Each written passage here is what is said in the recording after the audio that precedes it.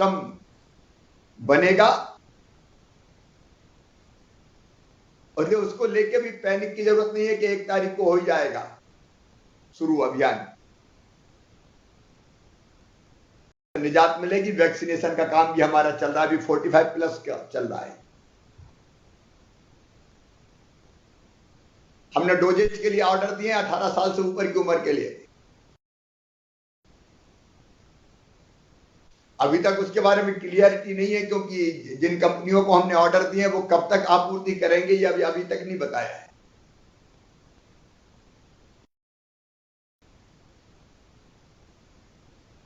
अब उनसे पूरी जानकारी आने के बाद हम 18 साल से ऊपर के नौजवानों को भी टीकाकरण की अपनी रणनीति शुरू करेंगे। अब वैक्सीन की उपलब्धता की भी सीमा है, उत्पादन की भी सीमा है। भारत में जितना उत्पादन होता है वही राज्यों को प्राप्त होगा, उसका कोई सिस्टम बनेगा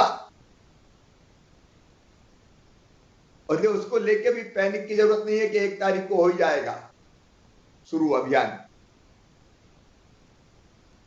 दर्शन में सर लड़ रहे हैं सर कोरोना से। आपका वक्तव्य से और आपकी थोड़ा हौसला अफजाई से सर बहुत ज़्यादा इनका मोटिवेशन होगा सर। मैं आपसे अनुरोध करूंगा, आप संबोधित करेंगे सर। आज वर्चुअल माध्यम से मेरे साथ जुड़े हुए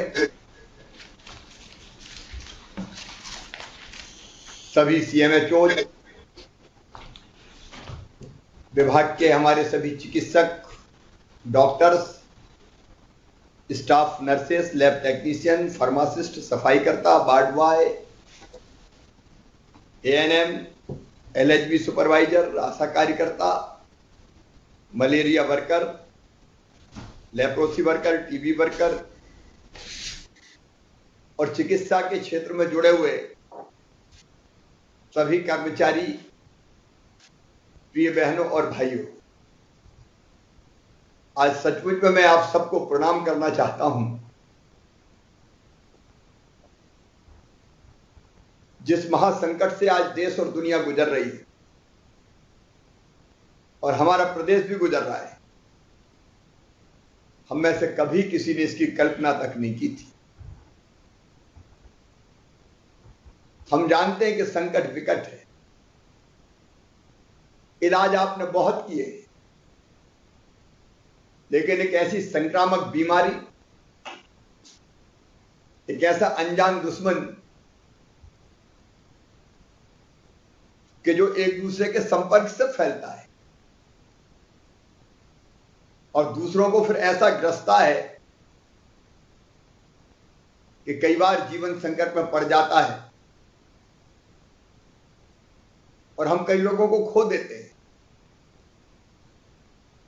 जिस दिन से इस महामारी का दुनिया में आना हुआ, उससे जूझने का काम आप लोग कर रहे हैं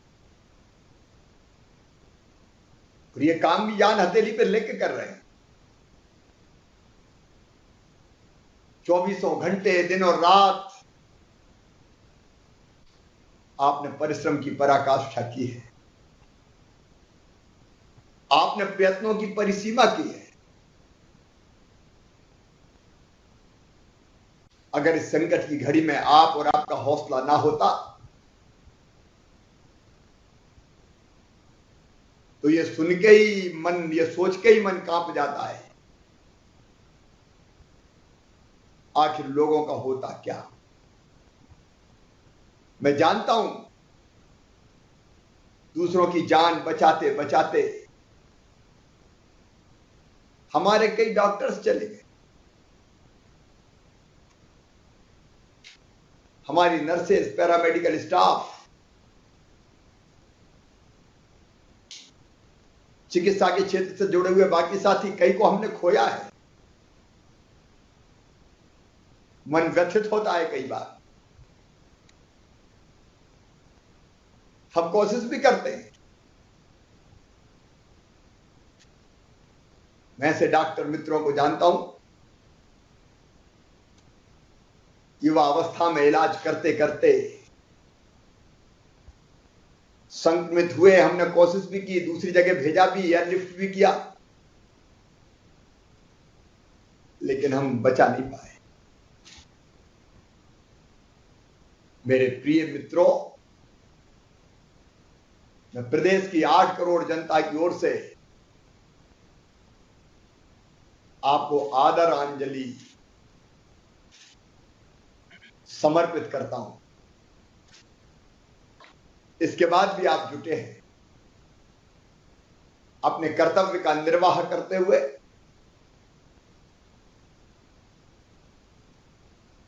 जो बलिदान हो गए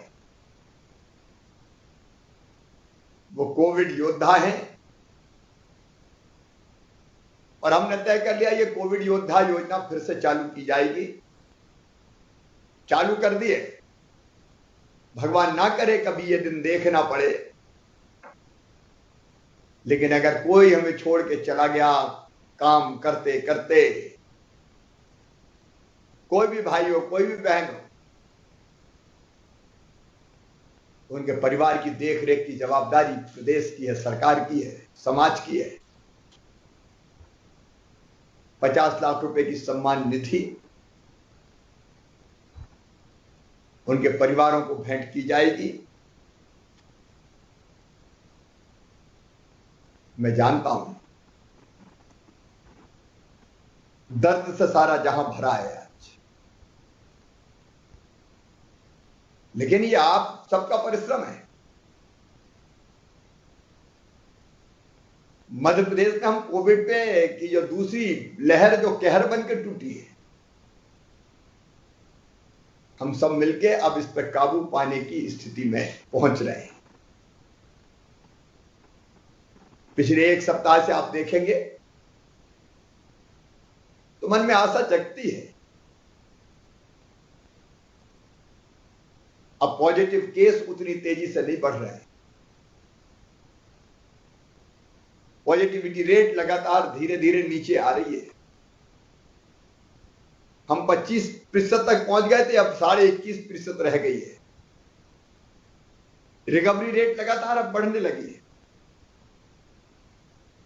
94,000 से ज्यादा एक्टिव केस हमारे हो गए थे। 2 दिन में हमारे डिस्चार्ज ज्यादा हुए और पॉजिटिव केसेस कम हुए, तो एक्टिव केस की संख्या घट के लगभग 92,000 रह गई है,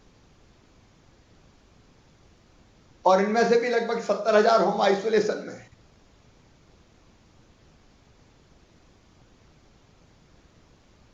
आपकी दोहरी जवाबदारी,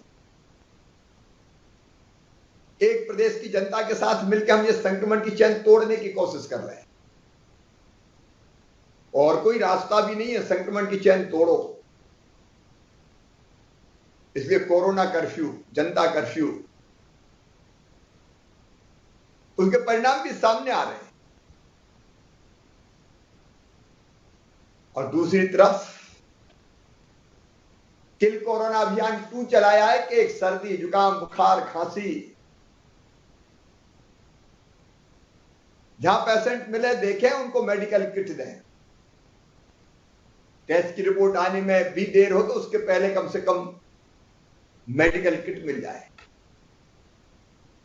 होम आइसोलेशन में इलाज हो रहा है, उसकी व्यवस्था भी कमांड एंड कंट्रोल सेंटर से हमारे डॉक्टर्स, पैरामेडिकल स्टाफ दिन में 2 बार फोन करके उनको सलाह देता है। 84% पेशेंट हमारे होम आइसोलेशन में ठीक हो रहे हैं। समाज के सहयोग से कोविड केयर सेंटर भी कई जगह चल रहे हैं, जिसमें डॉक्टर्स की सक्रिय भागीदारी, अस्पताल के उनसे जुड़ गए हैं। लेकिन सबसे कठिन काम अस्पताल में इलाज का आप कर रहे हैं। डॉक्टर भगवान है, ये भावना में नहीं कह रहा हूं, अंतर आत्मा से कह रहा हूं। भयंकर पीड़ा से ग्रसित पेशेंट होता है तो डॉक्टर हो या नर्स हो, वो देवदूत से कम नहीं होते। इस महासंकट में आपने तेजी से लोगों को ठीक किया है, अब भी कर रहे हैं। मृत्यु दर 1% से कुछ अधिक है हमारे यहां, मतलब लगभग 99% लोग ठीक होके जा रहे हैं। सरकारी अस्पतालों की उसमें बड़ी भूमिका है। अभी हमीदिया अस्पताल भोपाल से ही वेंटिलेटर पे जो पेशेंट चले गए थे वो रिकवर होकर बाहर निकले, और सचमुच में सरकारी अस्पताल आम जनता का सहारा है। जो आम जन है, जो गरीब है, जिनके पास इलाज के लिए खर्चने के लिए धन नहीं है, उनके लिए सहारा अगर कोई है तो सरकारी अस्पताल। और चाहे मेडिकल कॉलेज से जुड़े हुए सरकारी अस्पताल हो हमारे, चाहे जिला चिकित्सालय हो, सामुदायिक स्वास्थ्य केंद्र हो, प्राथमिक स्वास्थ्य केंद्र हो, लगातार काम कर रहे हैं। हर अस्पताल में काम हो रहा है इस समय। अगर जिलों में और जिलों के नीचे भी इतने व्यापक पैमाने पर हम काम ना करते तो बड़े अस्पतालों में बेड नहीं मिलते। उस लोड को नीचे हमने काफी कुछ संभाल लिया है। मैं एमएचओ बैठे होंगे, ये हमारे डॉक्टर्स वरिष्ठ बैठे होंगे, सुन रहे होंगे मुझे कहीं ना कहीं, जिला चिकित्सालय के, सामुदायिक स्वास्थ्य केंद्र के, प्राथमिक स्वास्थ्य केंद्र के, उनसे कहना चाहता हूं, पेशेंट को वहीं ठीक कर देना ये सबसे बड़ी सेवा होगी। इंदौर, भोपाल, ग्वालियर, जबलपुर, सागर, रीवा, शहडोल, इनका बोझ, उज्जैन, इनका बोझ कम करना पड़े। आप देख रहे हैं हम व्यापक तैयारी कर रहे हैं। ये इसका ठिकाना नहीं दूसरी लहर के बाद तीसरी कब आ जाए। जिला अस्पतालों में ऑक्सीजन लाइनें बिछाई जा रही है।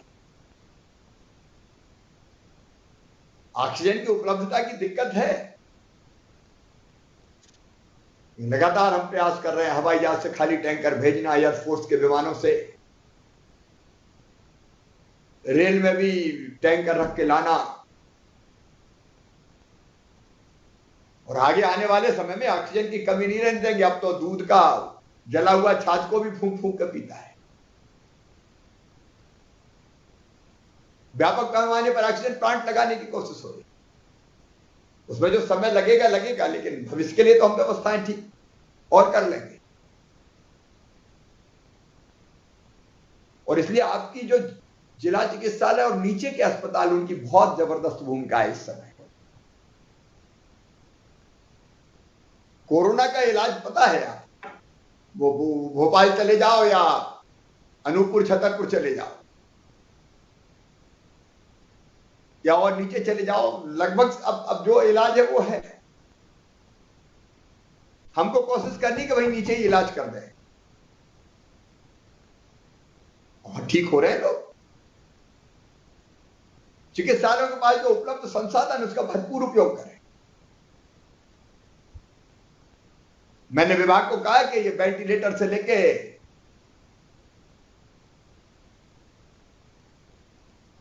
सोनोग्राफी मशीन से लेके अलग अलग तरह की सिटी स्कैन तक हर ये व्यवस्थाएं नीचे युद्ध स्तर पर हम करने का प्रयास करते हैं। मरीजों के संपर्क में रह के इलाज करना और उनका मनोबल बढ़ाना, एक अपना मनोबल ना टूटे। मन के हारे हार है, मन के जीते जीत। ऐसे डॉक्टर मैं जानता हूं जो 3-3 महीना घर अपने बच्चों के साथ नहीं रहे, कार में सोए।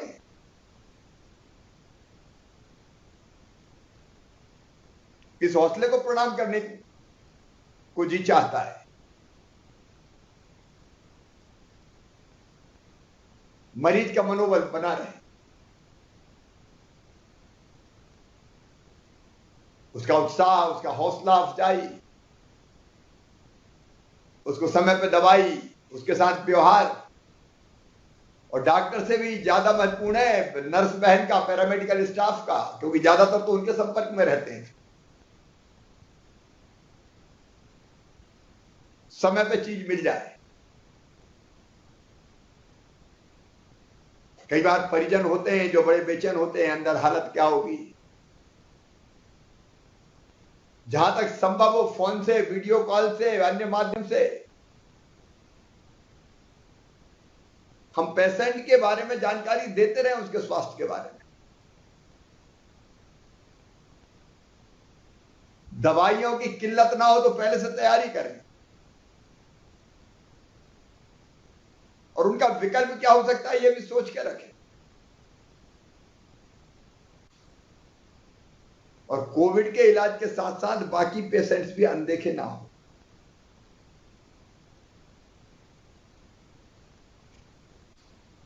समय पे टेस्ट,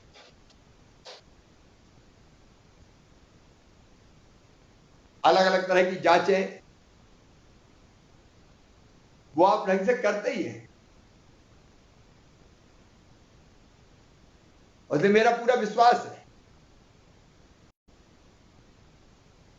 लेकिन मैं जानता हूं आप वो भी सहन करते हैं।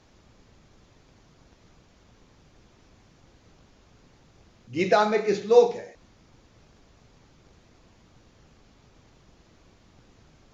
समा शत्रु च मित्रे च तथा मानापमानियो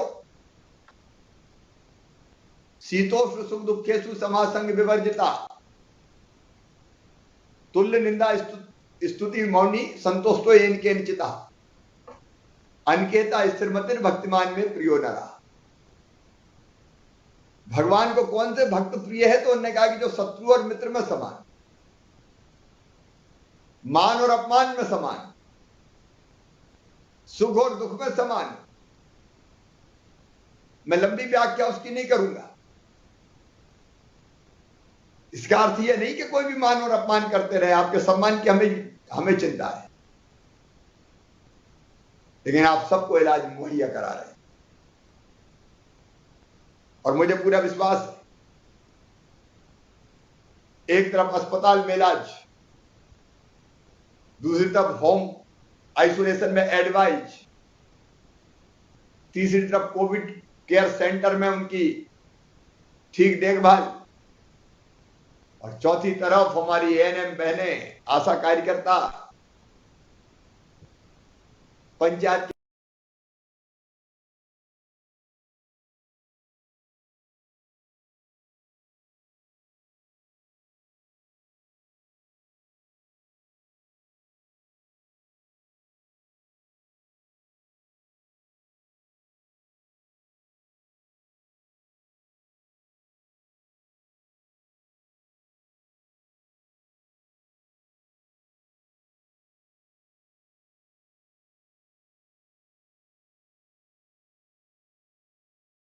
होना है।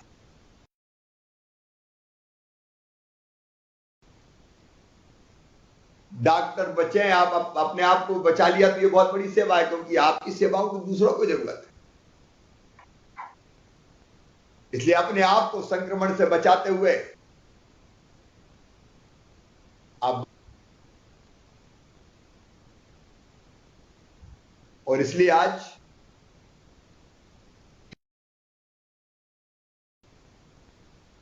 मैं चर्चा करके जो ऋण आपका समाज पे है उसके लिए आपका आभार प्रकट कर रहा हूं। हम बाकी काम युद्ध स्तर पर करेंगे, संक्रमण की चैन तोड़ने का, वो सारे उपायों पे हम काम कर रहे हैं। दवाई, रेमडेसिविर, इंजेक्शन, इनकी कमी ना आए उस दिशा में प्रयास जारी है। आप सेवा करते रहिए, लोगों को स्वस्थ करते रहिए। बहुत जल्दी सुहानी सुबह आएगी, तब जब पीड़ित मानवता को कोरोना से निजात मिलेगी। वैक्सीनेशन का काम भी हमारा चल रहा है, अभी 45+ का चल रहा है। हमने डोजेज के लिए ऑर्डर दिए 18 साल से ऊपर की उम्र के लिए। अभी तक उसके बारे में क्लियरिटी नहीं है, क्योंकि जिन कंपनियों को हमने ऑर्डर दिए वो कब तक आपूर्ति करेंगे ये अभी तक नहीं बताया है।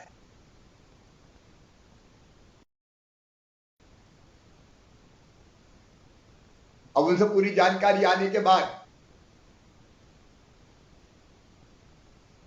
हम 18 साल से ऊपर के नौजवानों को भी टीकाकरण की अपनी रणनीति शुरू करेंगे।